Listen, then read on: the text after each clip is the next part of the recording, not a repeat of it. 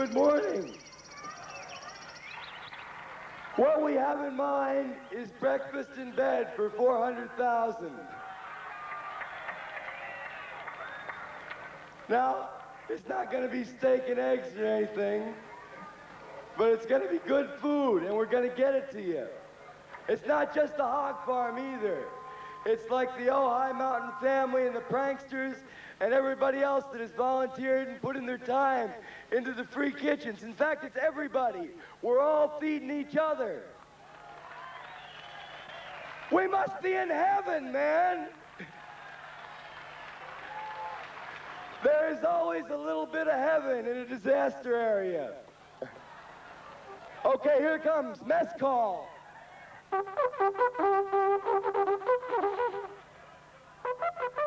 We introduced hippies to granola. I don't think they'd ever seen it before. And we passed it out in Dixie cups all over the festival.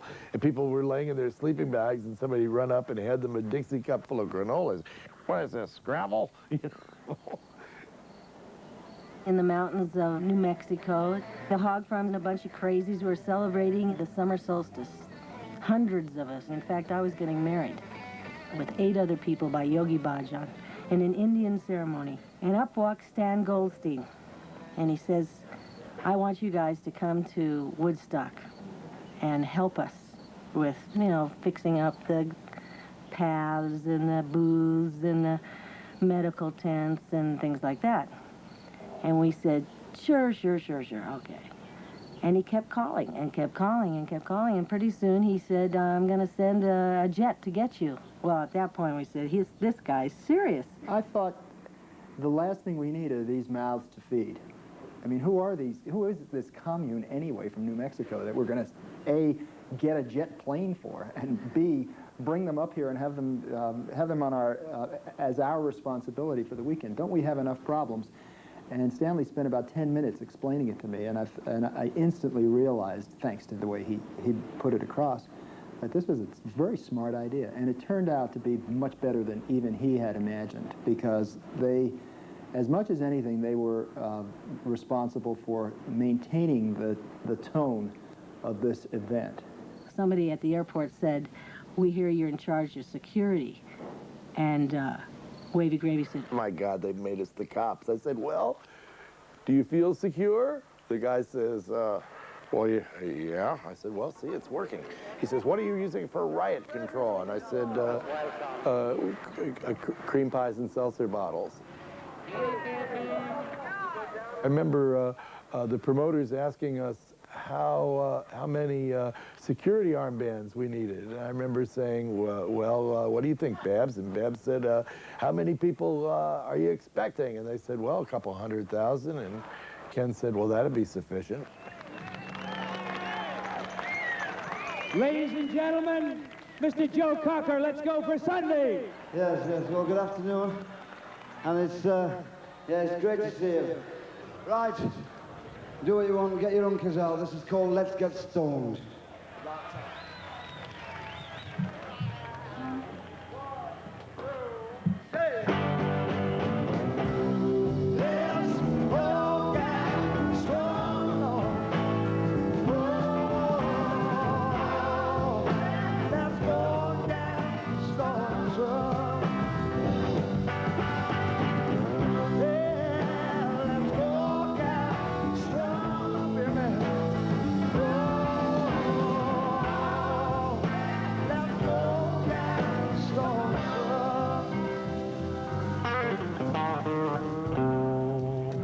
You know my baby, she won't let me in. I've got a few bills. I want to buy myself a little live. Then I'm gonna call my body to the podium trail. Let's go get strong today now. You know I've been working so hard all day long. Everything I try to do, I know always seem to turn out wrong. Oh, that's why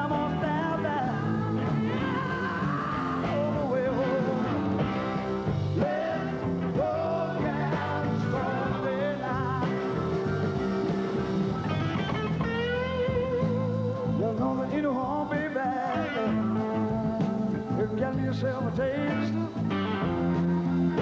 Oh, don't you blow your cool, no, no. And stop messing up the man's play.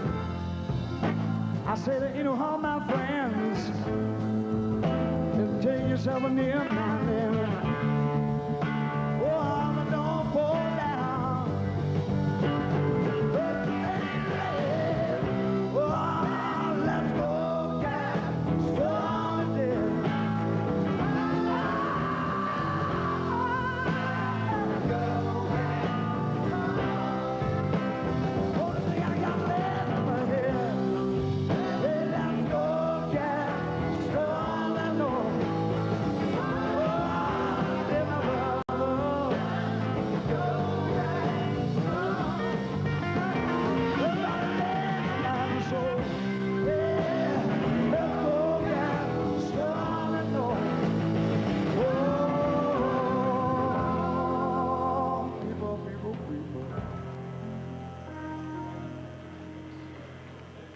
I spent the last 2 weeks of my life in New York City. I was living on 8th Avenue in a crazy place called Lowe's Midtown Motor Inn.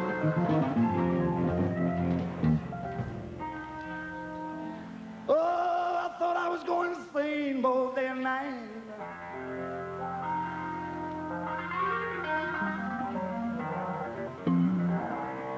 Little wall, sat on my little bed in my spaceship.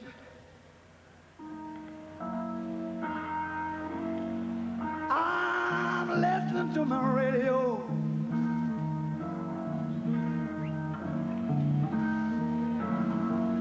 And the man keeps telling me all about oh, he says there's 350,000 little people all hanging out in one big piece of ground. So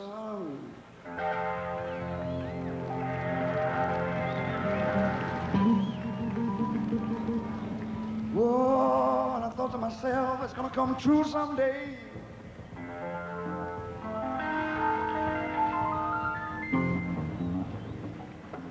Hey, we get a little nearer that land both day and night.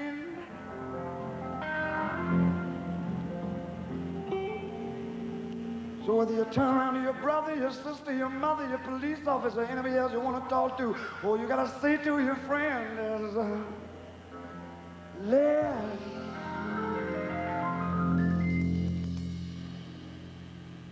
well, let's go, yes, sir.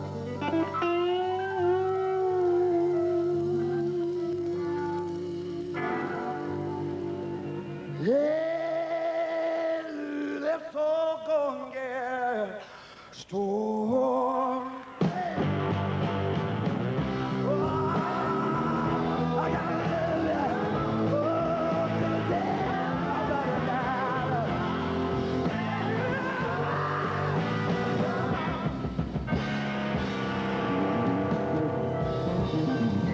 Thank you so much.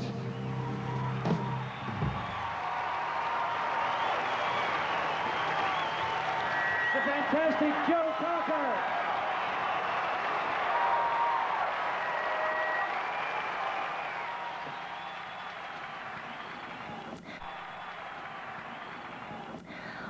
When I personally got to Woodstock, the hog farm had been there. The advanced hog farmers with the Kesey's bus further and the road hog were already there, and they'd set up a little kitchen for the hog farmers themselves. And we had discussions about how we were going to feed these people that were coming. And they were out scrounging around some aluminum pots and this and that. And I looked at the whole scene and I said, we don't need to scrounge. Let's go get the real equipment. And of course, I was really pure health nut at that point, and I didn't believe in aluminum. So I said, we have to get stainless steel and no sugar, absolutely no sugar. And we can't have salt, no salt. So everybody's going, yeah, Lisa, yeah, right. And Bonnie Jean and I were sparring about this, and I got my way because I'm real pushy. So I decided that I was going to go into New York, and I took Peter White Rabbit, one of the hog farmers, with me to show me around New York, because I had only been there once, where to go to buy this stuff. I ended up buying 160,000 paper plates, forks, knives, and spoons, and about 30,000 paper cups. And it's a good thing I did, because they all went. Everything went.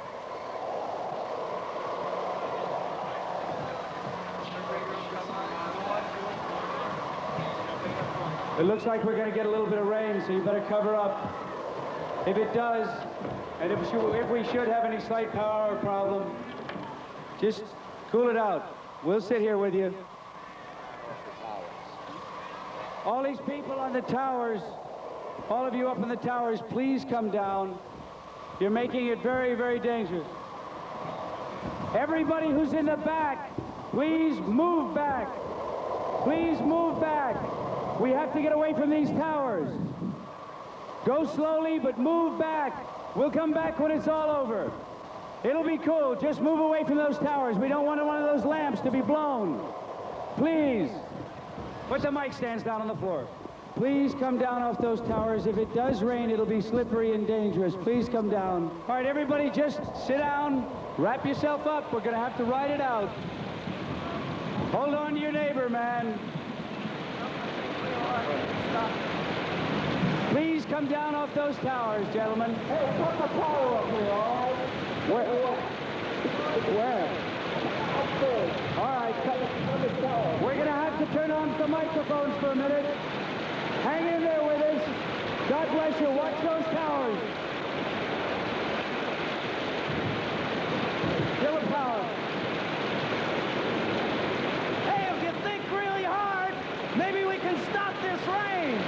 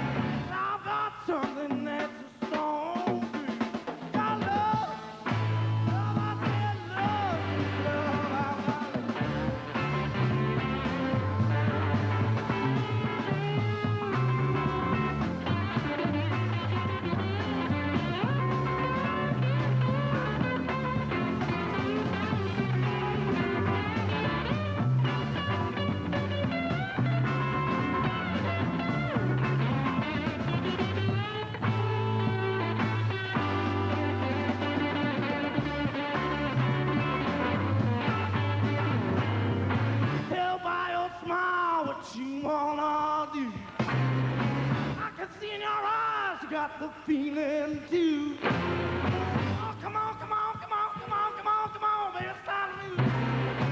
I've got something that's a strong groove. I love, I feel love all night. I've got love out here in Woodstock, out in the rain, baby. Oh yeah, I've got love.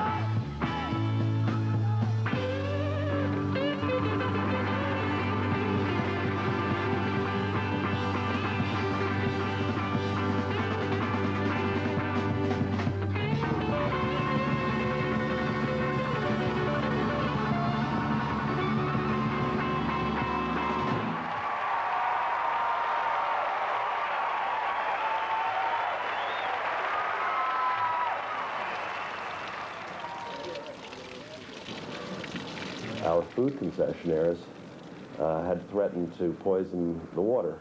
We had a number of arguments, all of which they won, about who would get the money from the sale of the food and so on.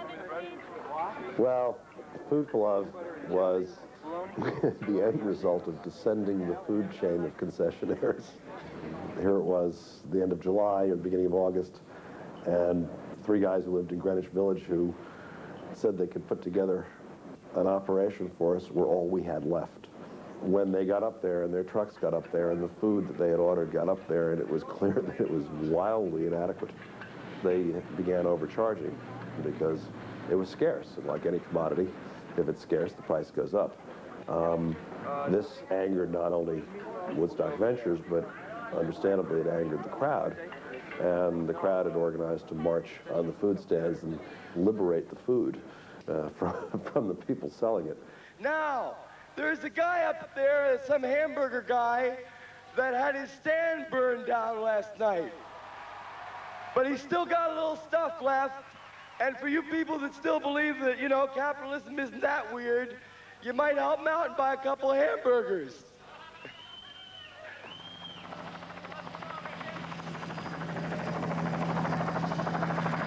You guys wouldn't keep out of the way so we could get to his ambulance. Please, stay out of the middle of the intersection. Hey, come on, move! We need a doctor or a medic, please, over on stage left. On this side of the stage, please, at your earliest convenience, please. A lot of kids on acid and shit like that. One kid died of heroin overdose. Yeah, another guy died, was run over, I believe. It's like a city. I mean, you got people cutting their fingers. You got people who forgot their medicine for their diabetes. You've got people that are having babies. You got people that are overdosing on drugs. You had a lot of LSD out there, and people were taking LSD and not quite knowing what to do about it if they were a virgin LSD taker. So our job was to move these people into situations where they could finish their trip and be happy. Now, at the beginning, one of the doctors was giving Thorazine. And we immediately went over to the doctor and said, listen, if you give Thorazine, you stop a person's trip. It's not healthy for them. So you just move those people you see towards us, and we'll put them in our trip tents. One guy was freaking out on acid. He was just freaking out. And I took him back into the tent and sat him down, and I said, you know, you're going to be okay. You know, we love you, and all these people love you. And he calmed down. I said, why don't you take a nap right here? This is our tent. Why don't you have a nice time? Just take a nap here. And he calmed down, and he made it. This is a thing called I'm Going Home by Helicopter.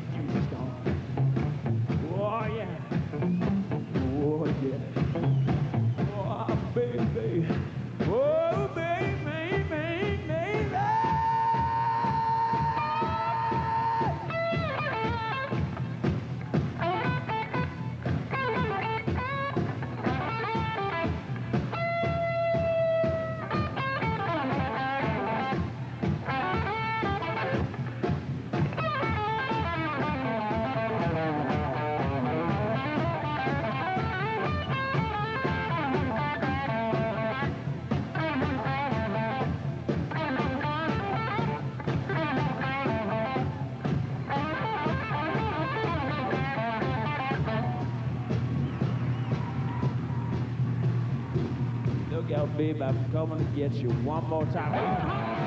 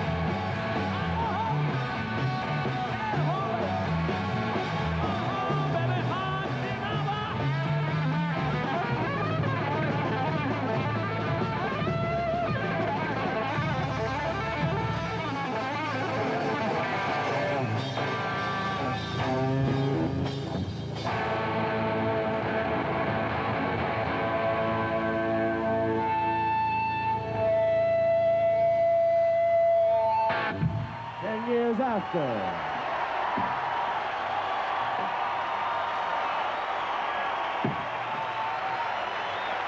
Please, a warm thank you for 10 years after.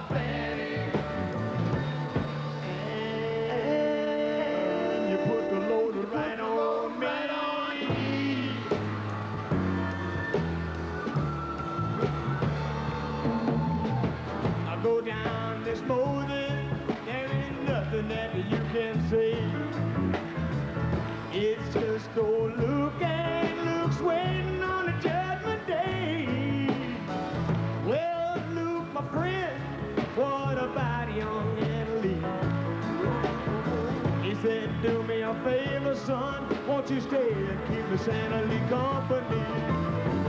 Take a load off Fanny. Take a load for free. Take a load off Fanny. And you put the load right on me.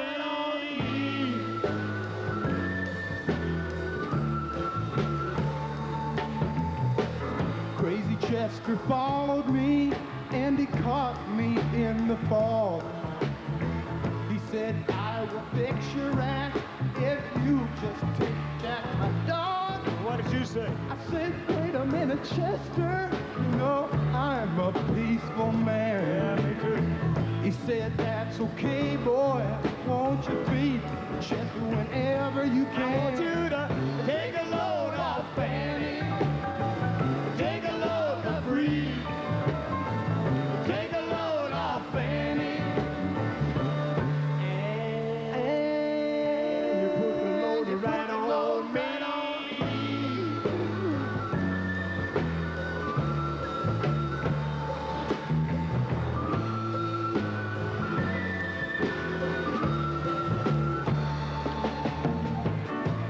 Get your cannonball now to take me down the line. My bag is sinking low, and I do believe it's time to get back to Miss Fanny. You know she's the only one who sent me here with her regards for everyone. I want you to take a load off Fanny. Take a load for free. Take a load off Fanny. And you put the load right on me.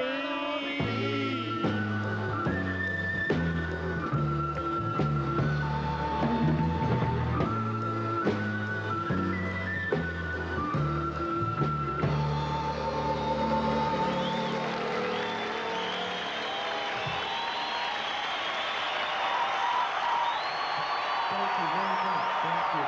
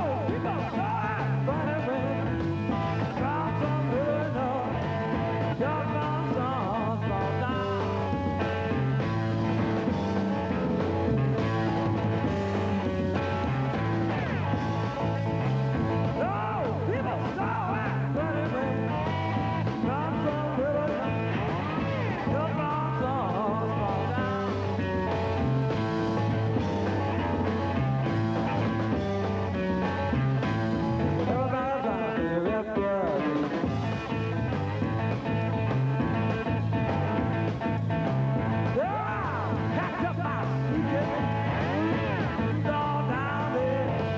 That fire don't stop wrong.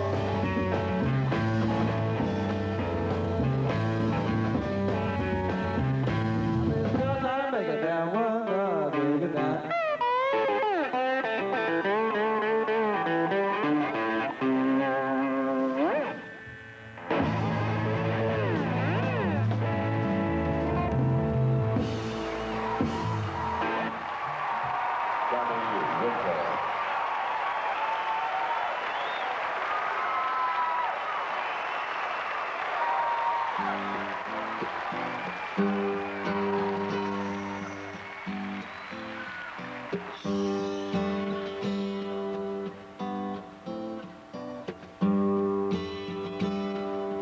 Blackbird singing in the dead of night. Take these broken wings and learn to fly all your life. You were only waiting for this moment to arise. Blackbird singing in the dead of night. Take these sunken eyes and learn to see all your life. You were only waiting for this moment to be free. Blackbird fly, blackbird fly into the light of the dark black night. Blackbird singing in the dead of night, yes.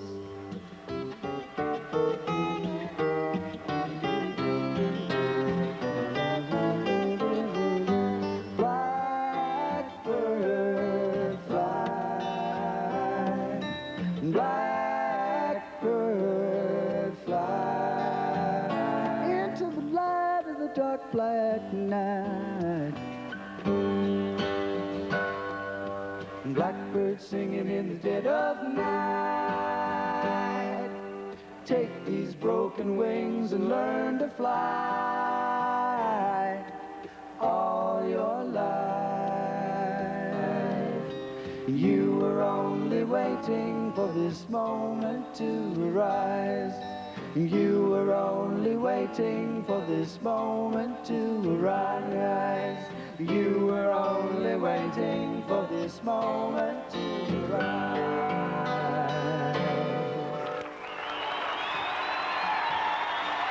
Yeah.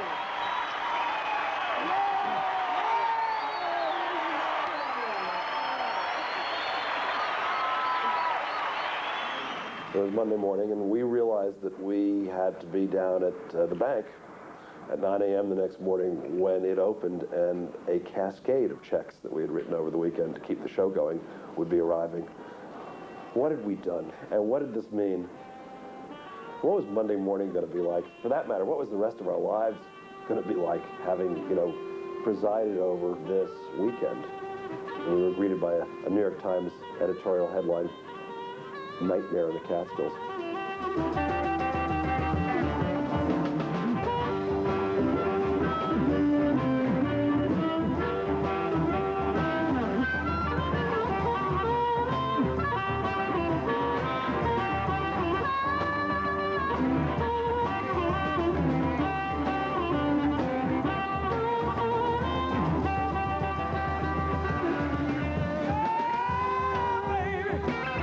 Everything gonna be alright, yeah.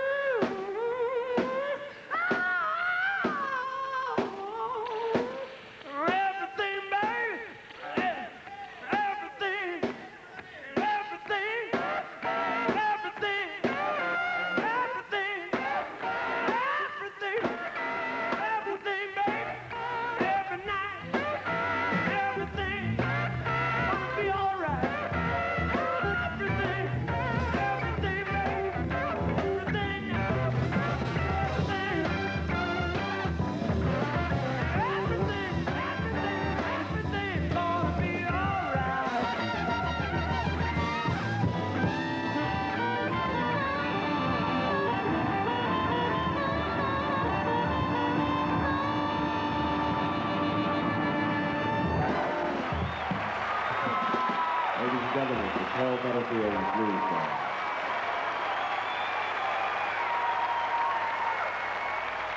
There's plenty of room in the field. The roads are fairly clear now, so if any of you decided that you've had enough music and you're getting a little tired, yeah, there may be one or two. You can get buses out of Monticello. Everything's cool. Everything's very cool all the way around. Thank you all again. It just keeps going. It's lovely.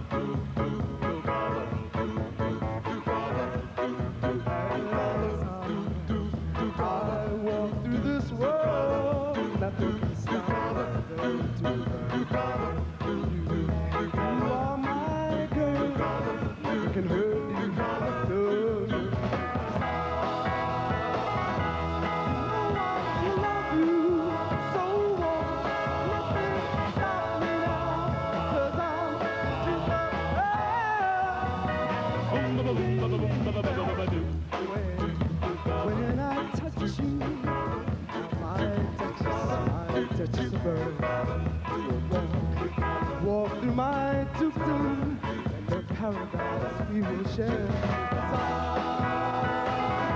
You know I love you so well. Nothing stop me now, 'cause I'm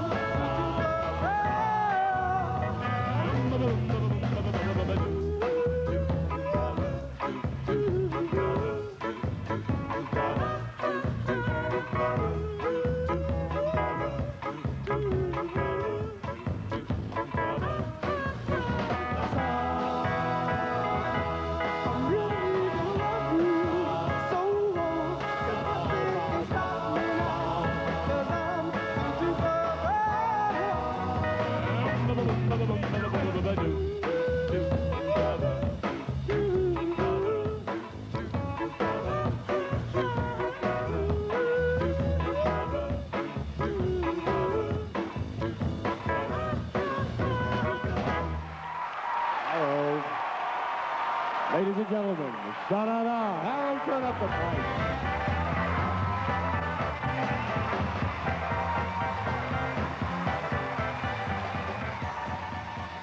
We had done everything wrong that you could do. We'd busted a business venture. We'd written a lot of checks that we couldn't cover. We had done something that the Times had reviled.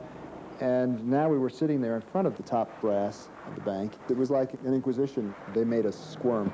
And then fortune really smiled on us because it turned out there was about $1 million lying around in the ticket outlets. And Warner's paid us a lot of money for the movie later on. And My most vivid memory is leaving in a helicopter. John and Joel had left. I had to come and meet them at the bank. As we came up over the field, we saw this huge peace symbol. And these kids were dragging garbage into this. So that was the image I sort of left, and then the next thing I remember is landing on Wall Street. And it was a rude awakening, I would say. You know, coming from a dream.